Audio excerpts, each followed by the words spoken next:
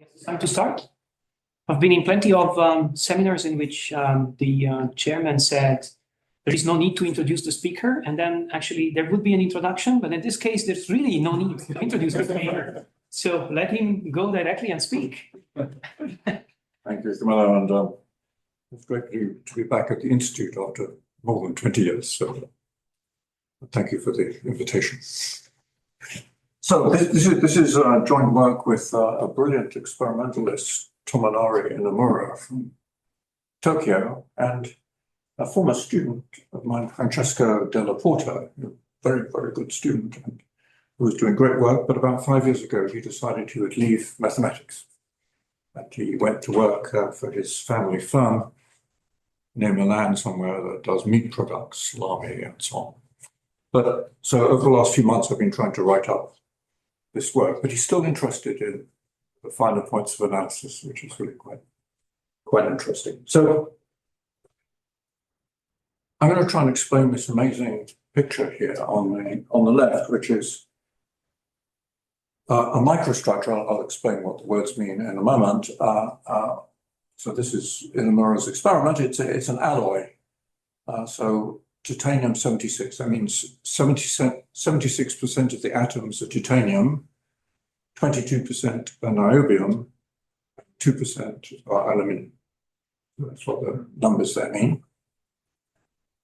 Now, so this is a microstructure that results from a phase transformation, which I'll explain, as you reduce the temperature from a high temperature.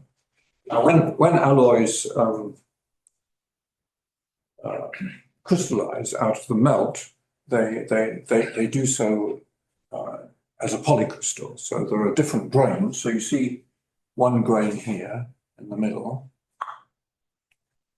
So, and in each grain, the crystal axes are oriented in a particular way, but in the neighboring grain, they're oriented in a different way. So we have a single grain here. So now, this picture, for example, in that grain, I mean, I see different orientations, but yeah, I'm going to explain what it is, because I try to explain everything. But just now so the colors are post-processed. They're not real colors. Okay? I'll explain how they become. So this is more what it looks like in the actuals when you actually look at it now. So this is the bottom left-hand corner of this picture. Okay? And there you see the scale. So roughly speaking, this grain here is less than a millimeter across. Now, so of course these grains are three-dimensional objects. So it's sitting in the middle. So but we're seeing here a two-dimensional picture. So how is that done? Well, part of this experiment is that you reduce the temperature so that this microstructure appears in a way I'll try and explain in a moment. And then you slice it with a hot wire, okay, thereby exposing this two-dimensional surface.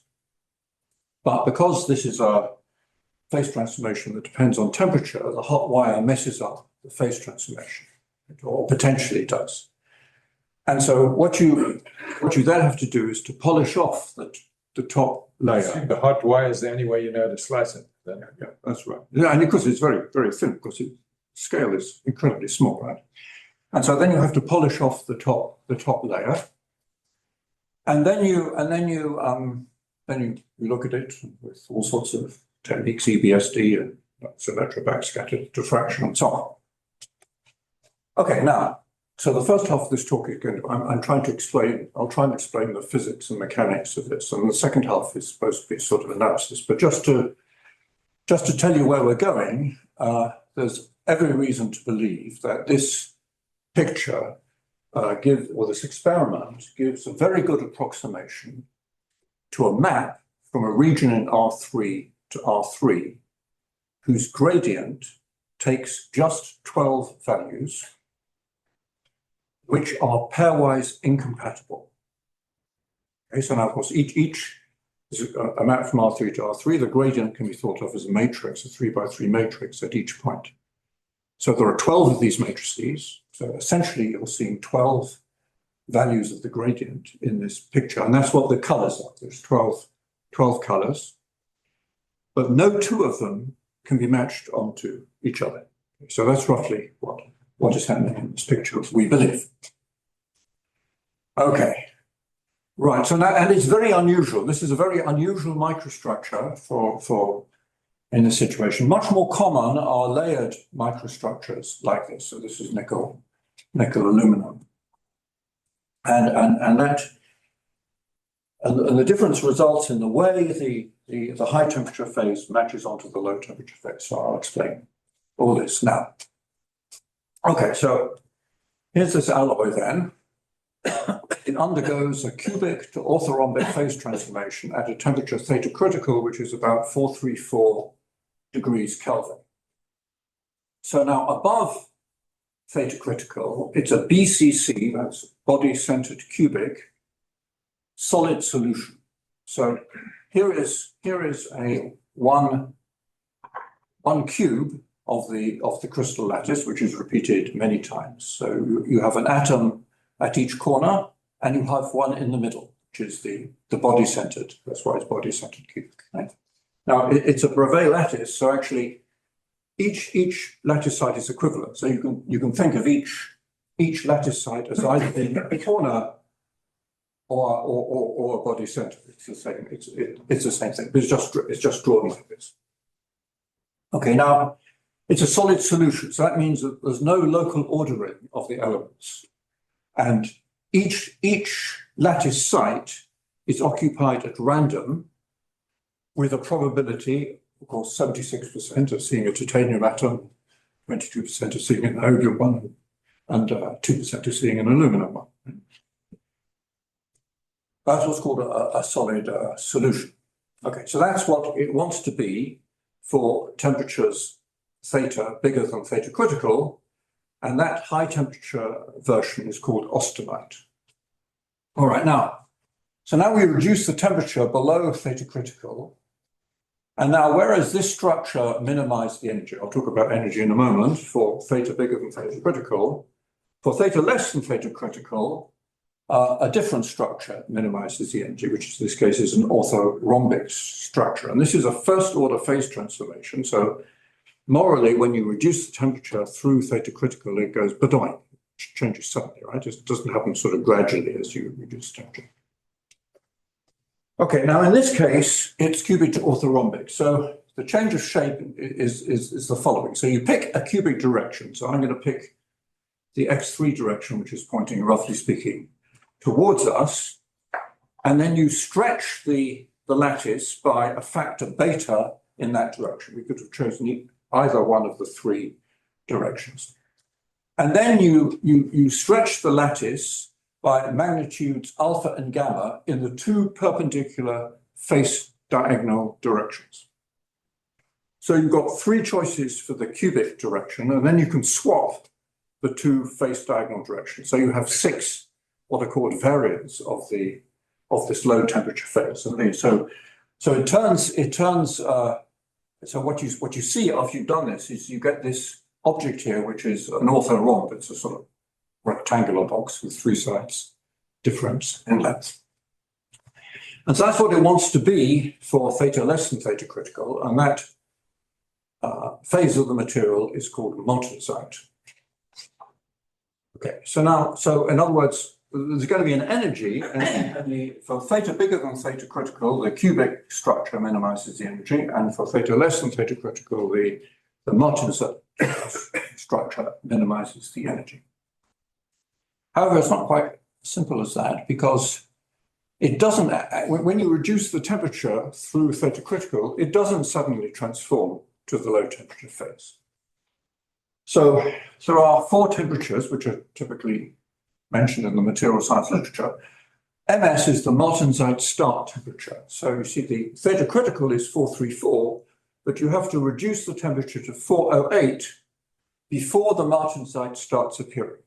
And that's because the austenite is in some kind of local minimum, and you've got to jog it out of the local minimum somehow. There's all sorts of different issues here, but anyway, it won't start transforming until you go to 408 degrees. That's the martensite start temperature. Then you keep reducing the temperature, and the martensite, this low temperature phase, is eating up the austenite, but only when you get to 314, which is the martensite finish temperature, will it all be in this low temperature phase.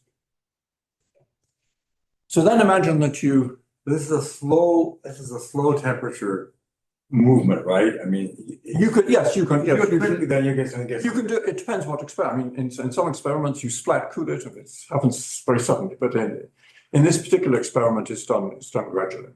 Yeah. Okay. Now imagine that you start heating it up, and you want it. We're all in this orthorhombic phase, and we want to get it back to the austenite phase. Okay. So we start raising the temperature. Now, what's something that's very curious is that it starts doing that at 375 degrees, which is less than 434. Right? So why on earth should it want to transform to something which has higher energy at 375? Well, that's because actually the martensite is not exactly at the minimum energy, and it's very slightly stressed.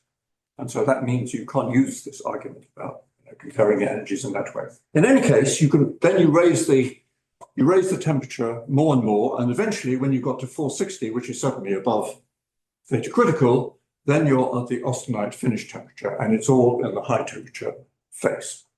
And the theta critical is traditionally estimated as a half of ms plus AF, which is how you get 434. So are these local minima or are they global minima? I mean, for the purposes of this talk, they're global minimum. But of course, when you're, say, a bit below theta critical, the austenite is still in a local minimum. And when you're above theta critical, the martensite will still be there and be in a local minimum, but it's higher up, right? So,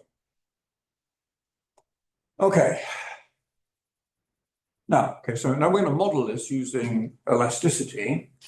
And of course, what you really should do is to model it as a polycrystal. So you should be worrying about the microstructure in each grain. That's much more complicated. So I'm going to just consider one grain, the central grain that we're looking at. So we're going to consider a single grain. We'll suppose it occupies a bounded Lipschitz domain omega. That's the grain in a reference configuration. And I would take it to be, I mean, you can choose the reference configuration and elasticity to be what you like. It doesn't matter. It doesn't change the theory. It changes numbers, but it doesn't change the theory. So I'm going to take it to be the undistorted cubic phase at ms, because that's when the martensite starts to appear.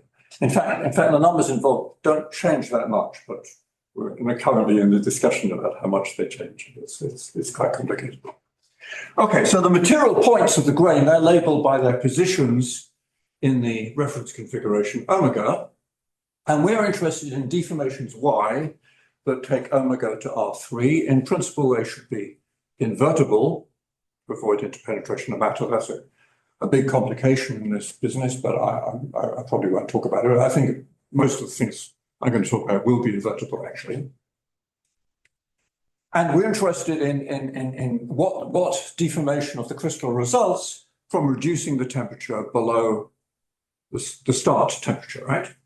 And thus we're interested in minimizers and minimizing sequences for a bulk free energy, which depends on the temperature theta, and once you integrate a free energy density that depends on this 3x3 matrix, the gradient of y with respect to x.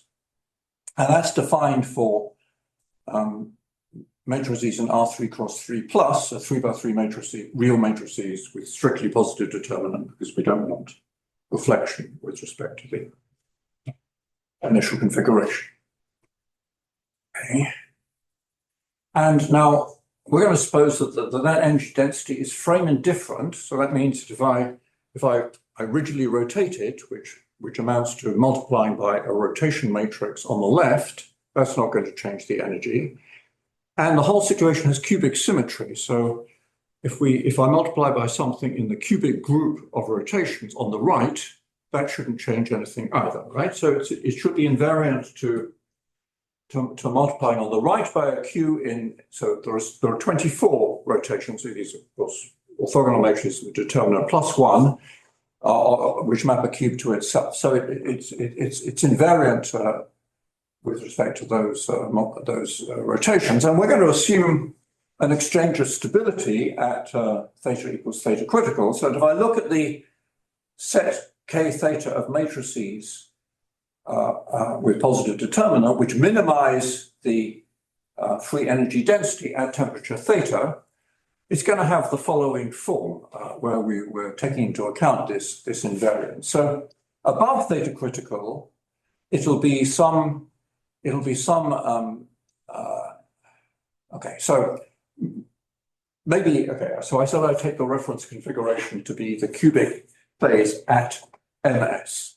So at ms, actually, the y of x equals x should minimize the energy, which is, and its gradient is the identity matrix. Now, ms is a bit less than theta critical, so but for temperatures a bit above there, it'll still be rotations that minimize the energy, but there'll be a thermal expansion, which is given by this number here, k of theta.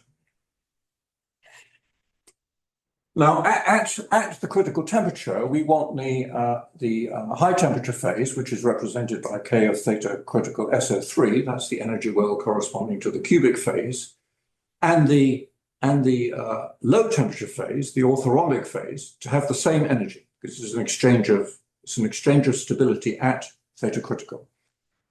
So always you have on the front SO3 because you can rotate, do a rigid rotation. So you always have SO3. Now the UIs here are the so U of theta is the change of shape going. I take in the situation I showed you a change of shape. That's given by a positive definite symmetric matrix.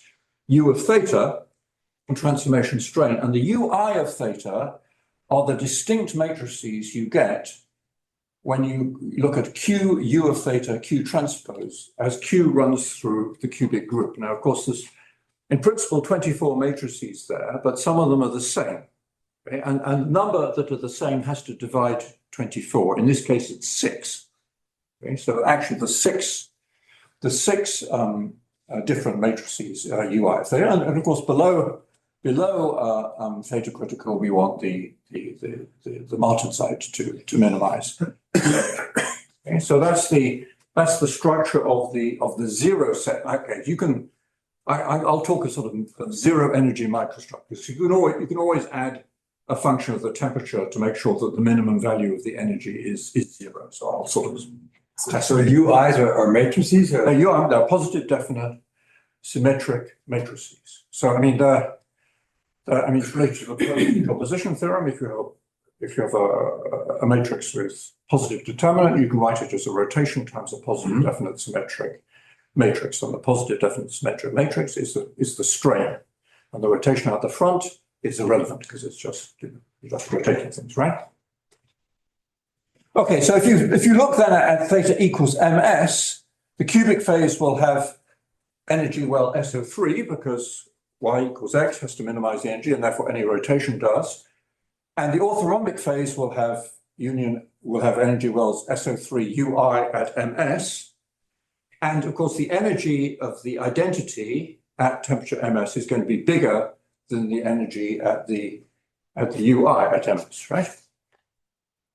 Now 6 or 12? Did you say 12 before? 12 variants, it's a different. The 6, okay, we haven't got 12 and 6. The 6 energy wells. We'll get to 12 in a moment. Okay. 6.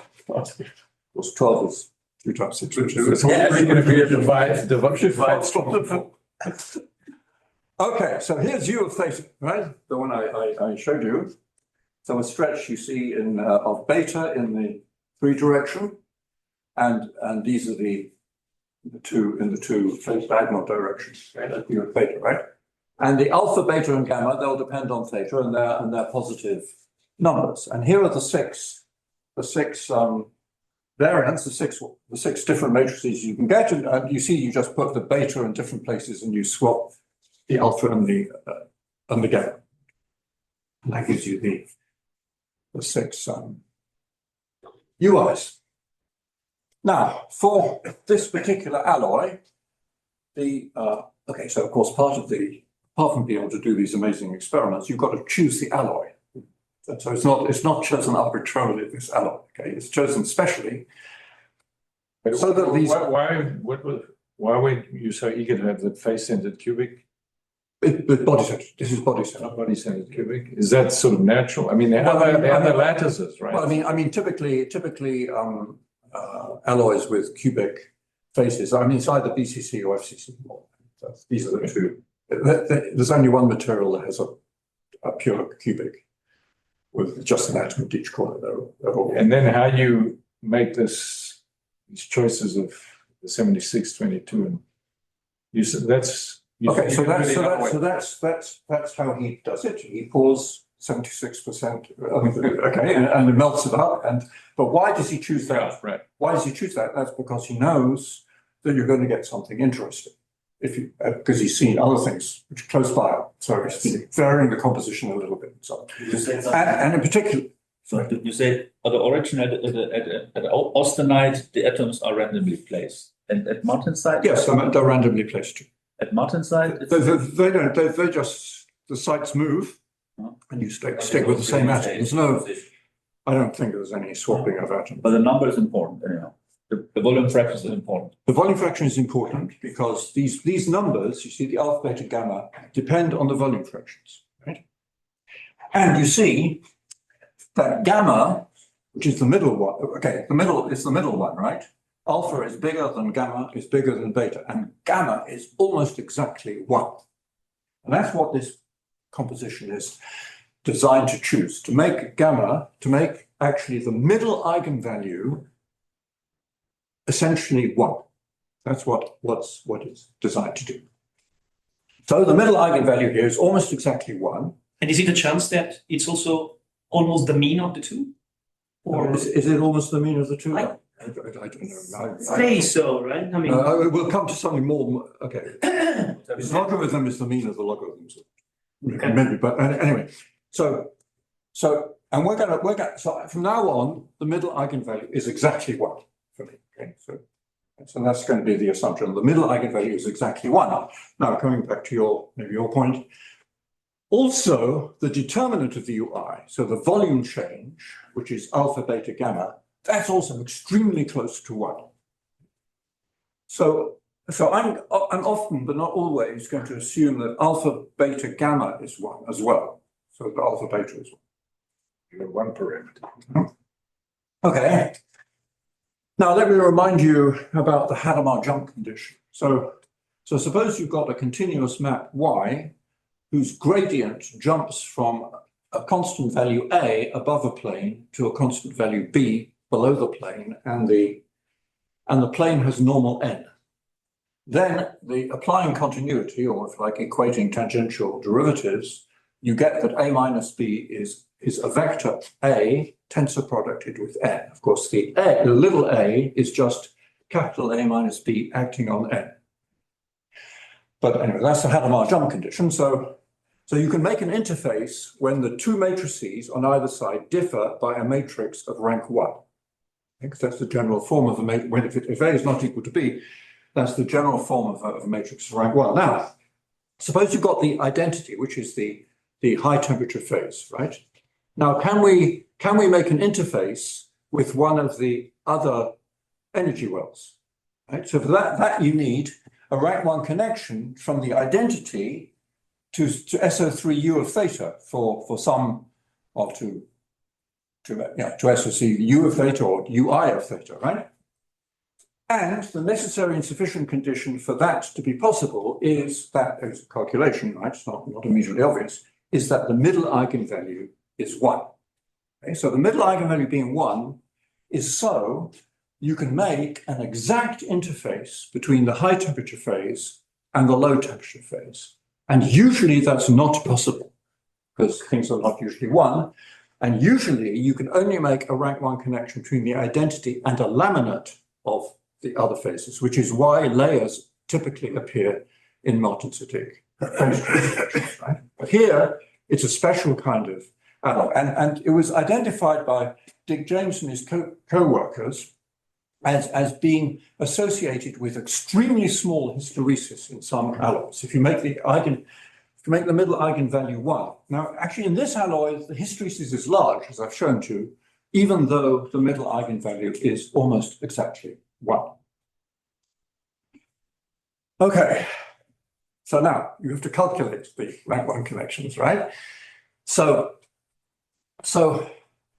there are exactly 2 rank 1 connections to each of the 6 energy wells.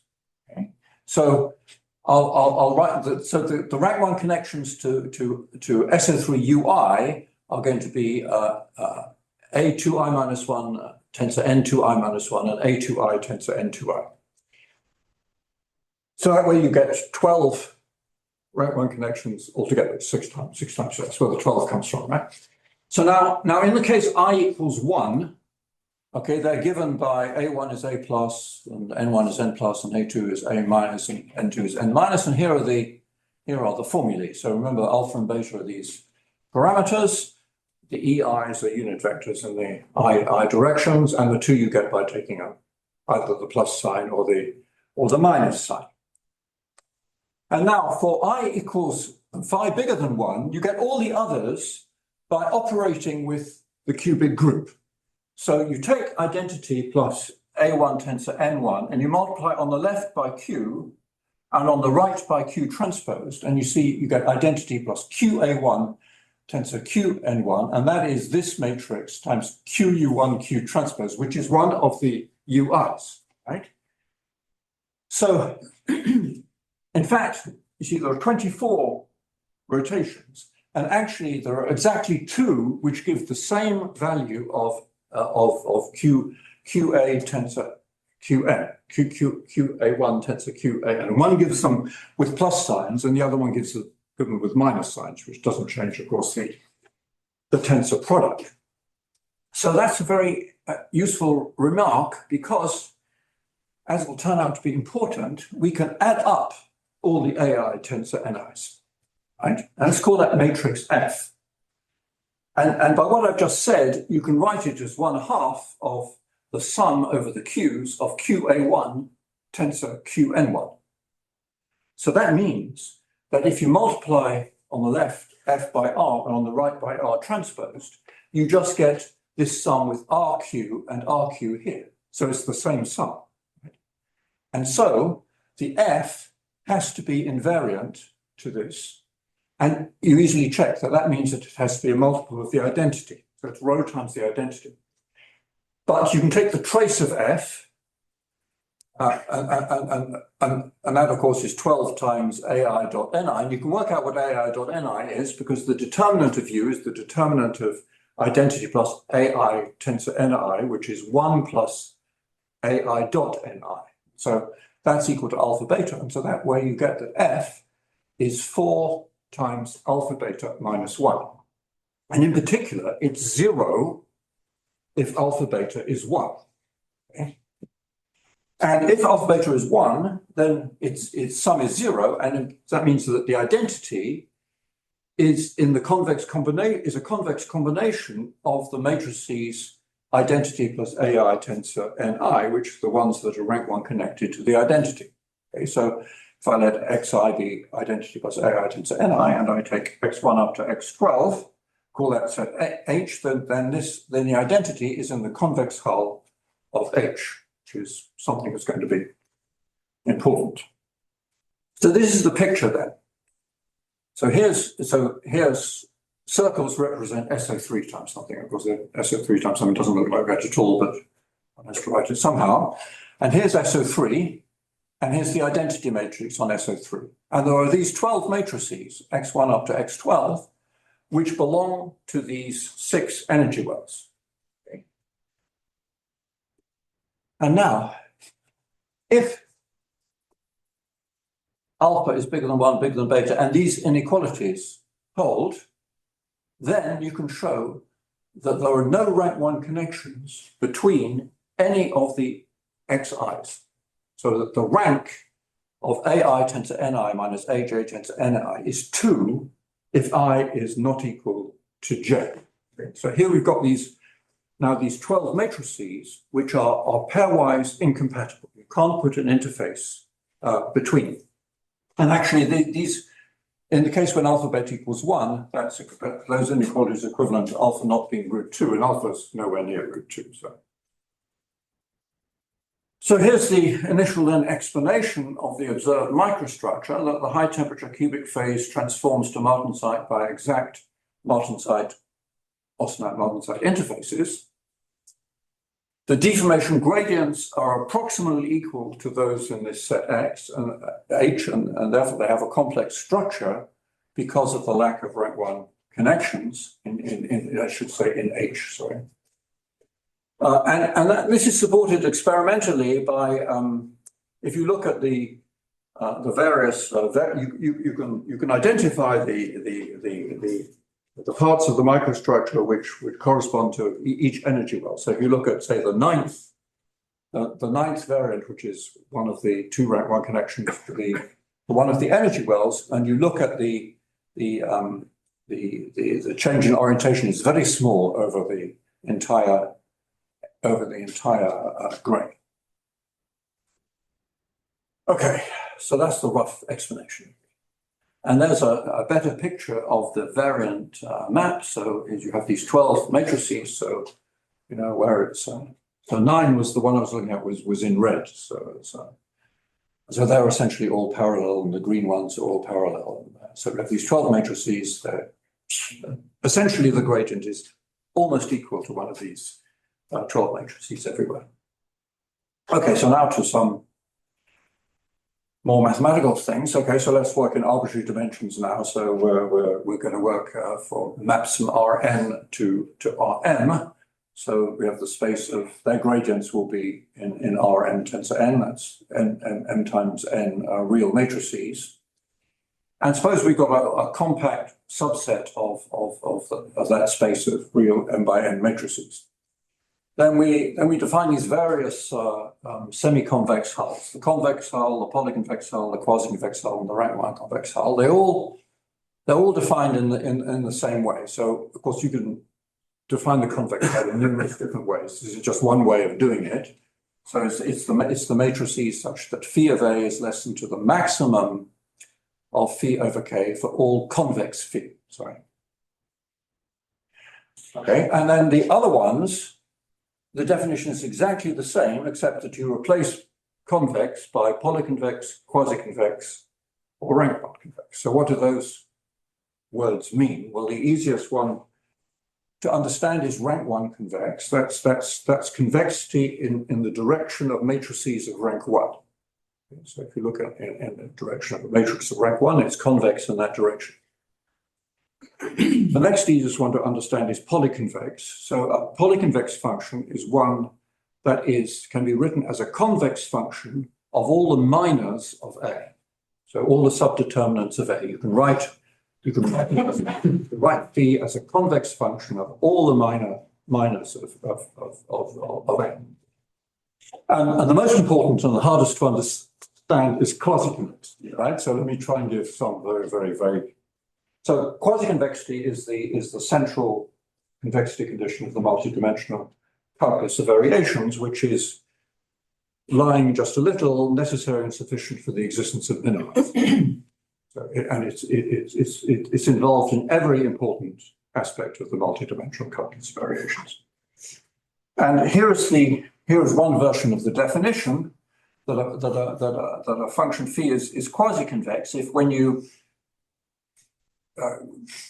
take a mapping Z who's defined on the whole of Rn, whose gradient is periodic with respect to the cube, okay, and you integrate phi of the gradient, then it's bigger or equal to phi of the integral over the cube of the gradient. So it's a Jensen's inequality for gradients.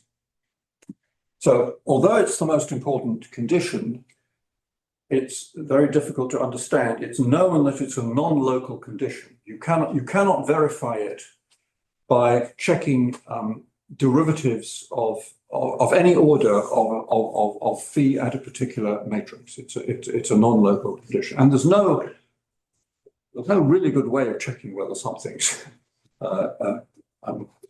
quasi-convex or not, except we know that convexity implies polyconvexity, implies quasi-convexity, implies rank 1 convexity, which means that you have the opposite inclusion. You have that KRC is included in KQC, included in KPC, and included in KC. The one we really want is KQC. All right. Now, also, I need to say something about gradient Young measures. So if you're a probability measure on n by n matrices, real ones, so having compact support, that means it vanishes outside some bounded set. It's a homogeneous gradient Young measure if the expectation of phi under nu, so that's the integral of phi of a d nu of a, is bigger or equal to phi of the center of mass. The center of mass is the integral of a d nu of a for all quasi-convex phi. And it's called a laminate if that relation inequality dagger holds for all rank 1 convex functions. And there are more rank 1 convex functions than there are quasi-convex functions. So that's a stronger condition for it to be a laminate. And we're going to be particularly interested in finite gradient Young measures and laminates that is those that are finite convex combinations of Dirac masses with weights lambda I, so lambda I is bigger or equal to 0, sum of lambda I is 1, AIs are particular matrices, and these will correspond to microstructures formed from gradients with volume fractions lambda I. So if you have one of these gradient Young measures, then there's a sequence of maps whose gradients tend to the AIs. Capital N is fixed here. Capital N is fixed here. Yes, that's correct. Capital N is fixed. I mean, you're looking for a different X. Yeah. Okay, so they're going to be of interest to us. And now we come to TN configurations, which was in the title. So this was discovered by various people, and this is a partial list. So here's the definition. So an ordered set of n matrices, capital N matrices, x1 up to xn, they're supposed to have no rank 1 connections. So that's going to be our situation, of course. They form a TN configuration if there's a matrix P, like this one, and rank 1 matrices Ci, right, whose sum is 0. And numbers kappa I bigger than 1, such that this diagram holds. So here we start at P, we go in the direction of C1, which is a rank 1 direction, so we get to P plus C1. And then we go a little bit further, that's why kappa 1 is bigger than 1, right? And then we start at P plus C1, and we go in the direction C2, and we get to P plus C1 plus C2, and then we go a bit further, we go to X2, and so on. And eventually, you've got to come back to P, okay? And that's why the sum of the CIs has to be 0, right, to get you back to P. And it's easily checked that these configurations are only possible if n is bigger or equal to 4. So roughly the idea is that we want to construct an infinitely fine laminate using these matrices x1 up to xn, and you do successive layering. You sort of, you layer P with x1 and get P plus C1, and you layer that and so on. You keep going around and it gets finer and finer. And you get some sort of infinitely fine laminate, which is supported just on the matrices x1 up to xn. And so this is the lemma. It says that if you've got this Tn configuration, then every line in the picture is in the rank 1 convex hull of the matrices x1 up to xn. So every line in the picture is in the rank 1 convex hull, and each point in the rank 1 convex hull is the center of mass of a finite laminate. And here it is here's a particular case when we look at P. So this is a particular finite laminate with center of mass P. And the beta i's are 1 minus 1 over kappa I, and the kappa i's are in the definition of the Tn configuration. Now Bernd Kirchheim here had a very good idea, which was to consider a degenerate Tn configuration. That has a much simpler structure. You just got a point P, and you have rays going out to x1 people in rank 1 directions, right? But now what you need now, you need that all these CIs are of rank 1, but also you need that that 0 is in the convex hull of the CIs, right? That's the and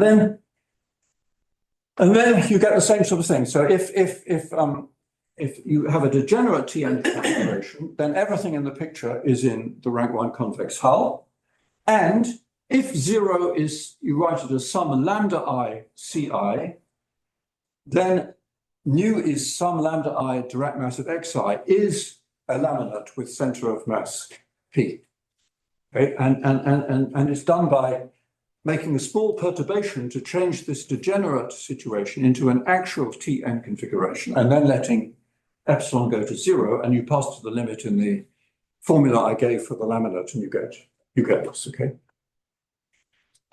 Right, now we come back to our particular case. So instead of looking at the matrices identity plus AI tensor Ni, it's more simple to look at just at the matrices AI tensor Ni. And so I'll call them Z1 up to Z12. Right? And here are the same inequalities that I had before to make sure that there are no rank 1 connections between the different ZIs. And so you can prove that there are no Tn configurations in K. And if alpha beta is not equals to 1, there's no degenerate Tn configuration in K either. However, if alpha beta is equal to 1, we know that there's a degenerate Tn configuration for n equals 12, because we've seen that the sum of the AI tensor Ni's is 0, right? So 0 is in the convex hull of the AI tensor Ni's, and that's all you need for a degenerate T12 configuration. So so that means that nu, which is sum of 1/12 the Dirac mass of AI tensor Ni, is a laminate supported on K, and it has center of mass 0. And by what we've seen, 0 therefore is in the rank 1 convex hull of K, and the rank 1 convex hull is always rank 1 convex. So if you have two things which are different by matrix of rank 1, then the line segment is in there. And so that means that all these rays going out from 0 to K are also in the rank 1 convex hull, and the rank 1 convex hull is included in the quasi-convex hull. So we know that the quasi-convex hull at least includes these rays going out from 0. And the most important thing is it includes 0. Now, to understand whether there are other Tn configurations, let me write Aj tensor Nj as this factor times a matrix capital Aj. So the factor is non-zero, so you don't need to worry about it. And here are the entries of the Aj. So really, this is it's a 3x3 times 12 matrix, right? But so if I take, say, j equals 1, I look at A1. That's A1 tensor. It's effectively A1 tensor N1 minus this factor. Then the first row is 1, 1 minus sigma. The second row is 1, 1 minus sigma. And the third row is eta, eta minus 2. And eta and sigma are given by this, and these are all rank 1 matrices. So we have a 9x12 matrix, which I will call E. And it's interesting to calculate its null space. So it's not much fun calculating a null space of a 9x12 matrix. Okay, so I was forced to use MATLAB for the first time in my life for a long time, but Copilot helped me. And I was amazed that it of course, it gave the answer immediately. And it told me that the null space was 4-dimensional, and it gave a basis. And what's more, remarkably, the null space only depends on the difference between these two parameters, eta and sigma, which I've never guessed. So then I managed to eliminate MATLAB and be able to find a way of doing it by hand easily. So here's the answer. It's 4-dimensional, and the basis is given by these 4 vectors, B1, B2, B3, and B4. Now, B4 we already know is going to work because the sum of the AI tensor Ni is 0, right? So we know that, and you see Tor, everything just depends on this parameter Tor, which is eta minus sigma, which is root 2 alpha minus beta, because beta is 1 over alpha. And now suppose that alpha is less than root 2. So that means that Tor is less than 1, if you calculate it. And that means that all the entries of the of B1, B2, and B3 are non-negative. Okay? So that means that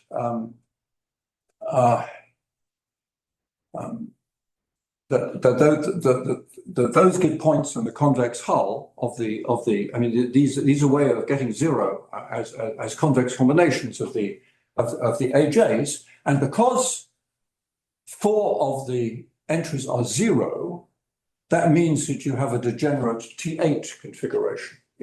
If you just take one of them, say B1, that gives you a degenerate T8 configuration in this set. And then if you work a slightly bloody calculation, you can show that if n is less than 8, there are no degenerate Tn configurations for n less than 8. Actually, there are things in the null space which have 6 elements 0, but they don't have non-negative coefficients, and so they're not in the convex hull. Furthermore, okay, what you can do is you can play with coefficients kappa I of x, which are non-negative, and add up to 1, and put these bij's. And so this gives you a gradient Young measure, and now depending on x, which is supported for each x in K, and its center of mass is 0 for almost every x. So that means that there are many x-dependent microstructures using just gradients in H and having the same underlying macroscopic deformation gradient y of x equals x, and in particular satisfying the boundary condition that on the boundary y is the identity, which is okay. So the idea is that the other grains constrain the boundary so that it doesn't move, and there's some reason to believe that this is a good boundary condition. However, so you could ask, could you find a non-trivial exact gradient? So this is giving you approximate gradients. So sequences of maps satisfying the boundary condition whose gradients tend to this set, but it's not giving you an exact gradient, right? So it's not saying that there's a, so that's the question. So is there an exact gradient, a map y which is on the boundary equal to the identity, and such that the gradient of y is in H almost everywhere? So perhaps this might be possible on account of a famous example of Bernd and David Price in the 2x2 case of 5 2x2 matrices, A1 up to A5, with no rank 1 connections, and an exact gradient that takes each of these 5 matrices on a set of positive measure. Okay, so it's amazing. You can't make interfaces between any of them, but so every kind of interface is a fractal of some type, right? That's the way it is. So it's possible that this may be impossible here, or maybe it's possible. Okay, don't know, but at least one can prove a partial result. So suppose you've got a map which is in W1 infinity, so that means that Z and its gradient are in L infinity. The gradient is of rank 1 or less everywhere, and the divergence is a constant number xc in R.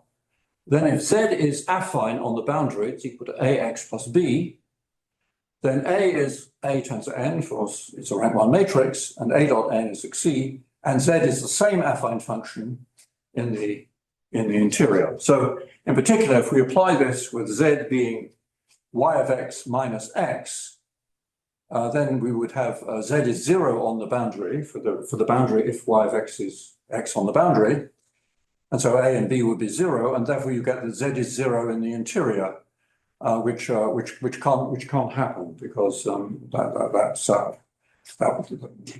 because the identity is not one of these matrices, right? So you can't have an exact gradient in this case which matches the boundary data. So the proof follows ideas advanced in a related problem in 2D, and the key point is to assume that I mean, let's suppose that xc, the constant there, is bigger or equal to 0. So the xc is going to be the a dot n, which we know is given to you by the determinant. So what you do is you look at delta x plus z for a small positive delta, and its determinant is equal to this, delta squared times delta plus div z, and that's bigger or equal to delta cubed, which is strictly positive. And that means that Z delta is a map of bounded distortion. And there's a deep theorem that tells you that such maps are open. And from that, you can deduce that letting delta go to 0, that Z of omega is included in Z of d omega, which will be enough to give you this result up here, actually, because Z of d omega would be 0, right? Okay, now an open problem is to determine KQC. And that would be useful to determine, for example, the boundary conditions consistent with a 0. So going back to the, so this theorem applies to your case, right? Yes. Yes. Because you have the. But with this boundary, not saying that you can't do it at all, right? I mean, it might still be possible for different boundary conditions. Okay. There's a non-constant exact gradient on these. But that is the boundary condition that interests you, right? Don't you have the identity? Yeah, I mean, it's not, of course, really, you shouldn't be, I mean, that's a bit of a punt that that's a correct boundary condition. Okay. Okay. So it's not the really you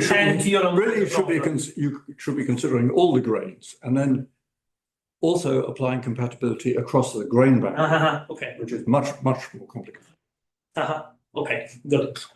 Okay, so it would be useful to determine this, and now, so a natural conjecture is in fact that it is equal to, in alpha beta equals 1, that it's equal to 0, 1 times k, and if alpha beta is not equal to 1, that it's equal to k. Now, the usual way or the only way we know easily to try and do this is to show that the polyconvex hull is the same as the rank 1 convex hull. And then that's the only sort of easy thing you can do. But unfortunately, that doesn't work here. That you can prove that 0 is a relative interior point of the convex hull in this set of matrices, and KPC is strictly bigger than 0, 1, k. So we don't know how to do that. Okay, so I end up by saying what more we could say about the microstructure. So a number of sort of remarks. So here's the microstructure again. So it appears to be a good approximation to an exact gradient, taking 12 values having no rank 1 connections. However, you can observe exact interfaces between different variants. So, I mean, here, for example, you see the yellow one is matched onto the red one. So they are rank 1 connected, right? Which shows that the gradients at the interface there are not exactly on the energy wells. They're very close everywhere, but not exactly on the energy wells. And so the microstructure is slightly stressed, and that's sort of consistent with what I said about the beginning, that the austenite start temperature is below theta critical. So now this is consistent with applying convex integration to this situation. So if you do that, and it results in Müller and Schwerak, then in the case alpha beta equals 1, that you can find deformations with gradients arbitrarily close to H, which match the boundary data. That Y on the boundary is the identity. Now, although the gradients are incompatible, some pairs are more compatible than others, right? So, for example, you can take two of these xi's and you could calculate the cofactor matrix of the difference, and you could take the norm of that cofactor matrix. That would be one measure of how compatible those matrices are. And it turns out that the interfaces that you see are the ones between the most compatible pairs of matrices. Now, the real thing, if I put it in red, is how does this happen dynamically? So unfortunately, we don't have a set of dynamic equations which we can prove are well posed and would apply to this situation. So So the full dynamics is kind of currently out of reach, unfortunately.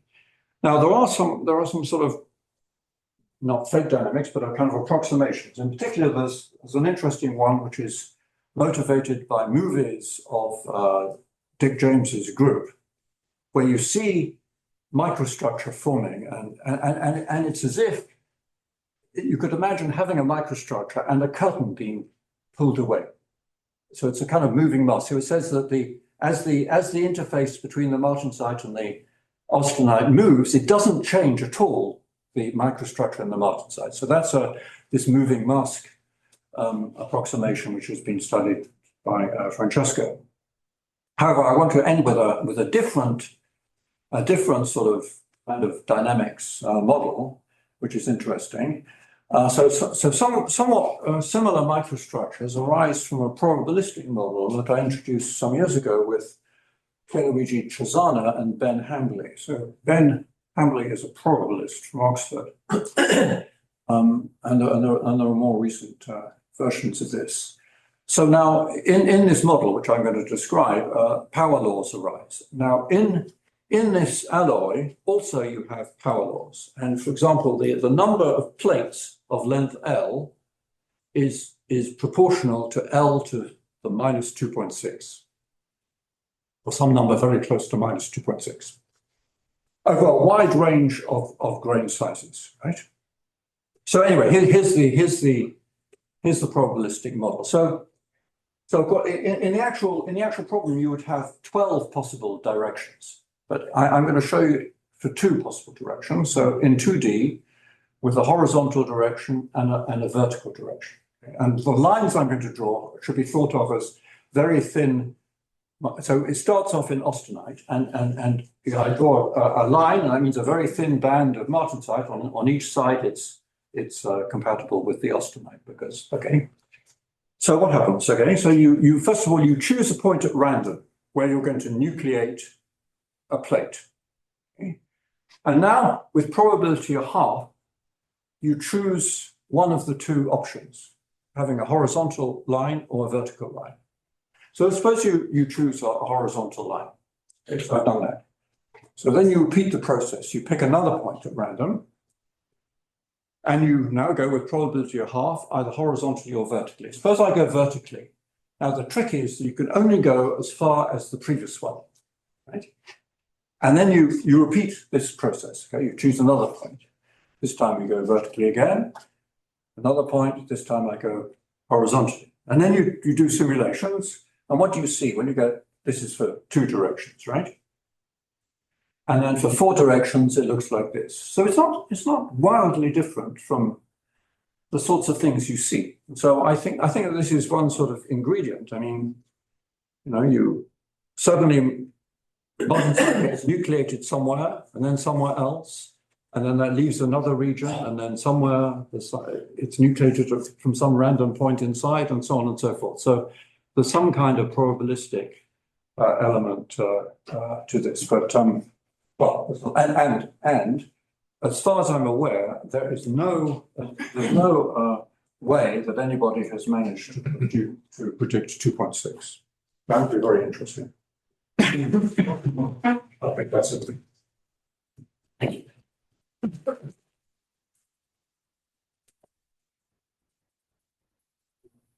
So when you see this 2.6, do you see it for different directions? I mean, like when you have 4? Okay, so the 2.6 is not, the 2.6 is in the real experiment. That's the real, with the real microstructure. But you can measure it here too. Here there are power laws, which I don't know what they are, but they're predicted. Okay, so Hambley is an expert in what are called branched random walks.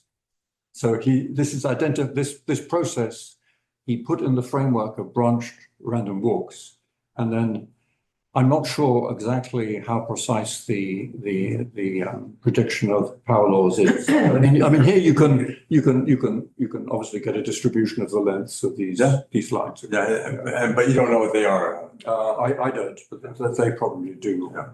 Probably did at one point. But, yeah. So the first, a simple one.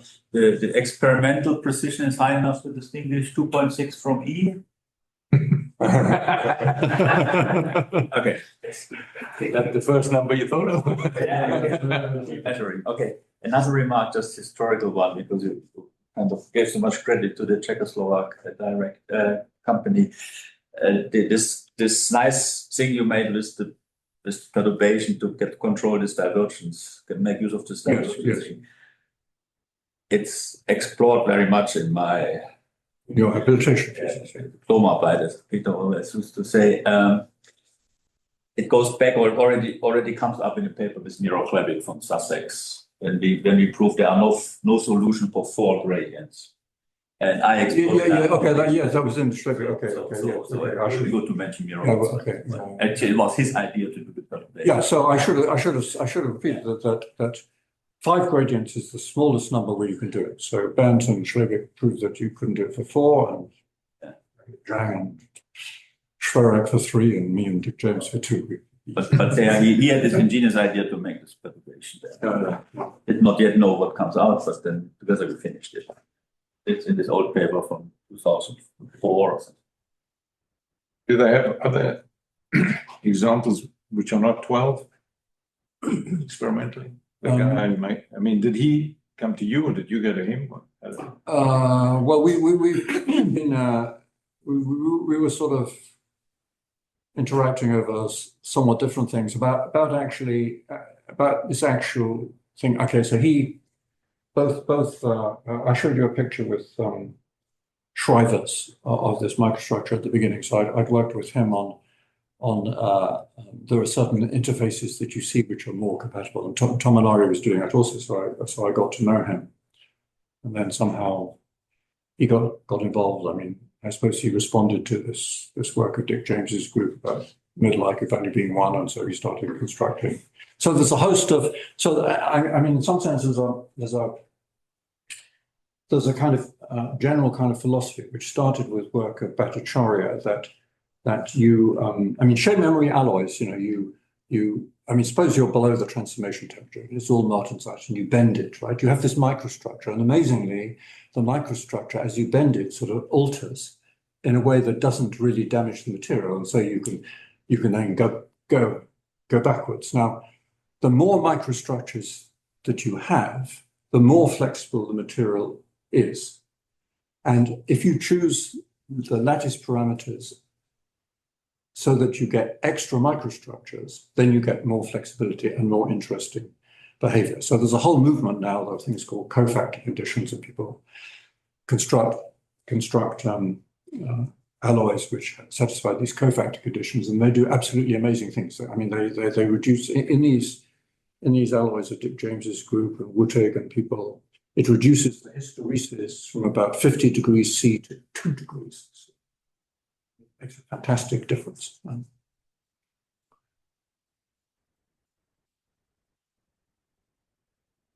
What do you expect in the questions that you stated about whether there's a map with exactly the gradients in there? I don't know. I mean, Francesco thinks that it can't.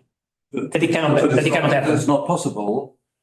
And he tells me, but of course he's busy doing his meat. And he tells me what I'm supposed to do. He says, use characteristics to prove it. So I try to, but I don't. But he's very good, actually. So I listen to what he says, but I don't really see how. I've tried all sorts of other methods, but I can't. He was in Max Planck sometime when after Oxford, and he kept bothering me also with this thing. He had interesting ideas, but it's not so easy. Not so easy. But it's really interesting because this example has this huge microstructure, because a microstructure, this huge chunks of things. And then you show the other picture with the layers is in layers, which was a much finer scale, right? This was a nanometer scale, and this is a micrometer scale. So these are really big pieces. It's something more which I call always piecewise affine solutions, where you have big chunks, and in the true microstructures, convex integration, it's everywhere. The gradient is everywhere mixed, and of course, this is for physics a bit too much mixing, right? You want pieces of the crystal, so that's why it's so interesting that you find this big chunks which are glued together with something in the middle. So it's a very special kind of. It's not complete convex integration. It's something easier as possible in this configuration, I think. So to what extent do you understand this hysteresis phenomena? I mean, it's time-dependent phenomena, right? It's not just purely. Well, there's all sorts of different reasons for hysteresis in other situations connected with that. It's because the product phase is not compatible with the parent phase, and that gives you hysteresis. Excuse me. Yeah, I mean, but interfacial energy. For example, if you add to the energy, say epsilon second gradient of y squared, right? Then that makes the excuse me, the identity. I mean, the SO3, the high temperature phase is in a local minimum, even though you're below the transformation temperature. So you've got to do something to knock it out.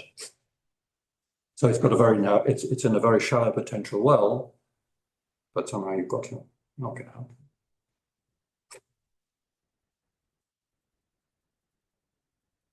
Are there any good estimates for what happens energetic wise? If the phases are changing, I mean, I don't know, if ice is melting, then well, I mean, maybe energy, right? Can you estimate what MS? No, I wouldn't know how to do that. I'm sure that there are material scientists who say that they can. Because this can give you information about the speed of the thing is moving, how quickly the interface is moving, depends on the energy, which somehow. Yeah, that's a different issue. But in some sense, MS should be. That's a metastability thing. That's sort of. I don't know to what extent people think that they can predict that. Okay, so thank you very much for the talk, and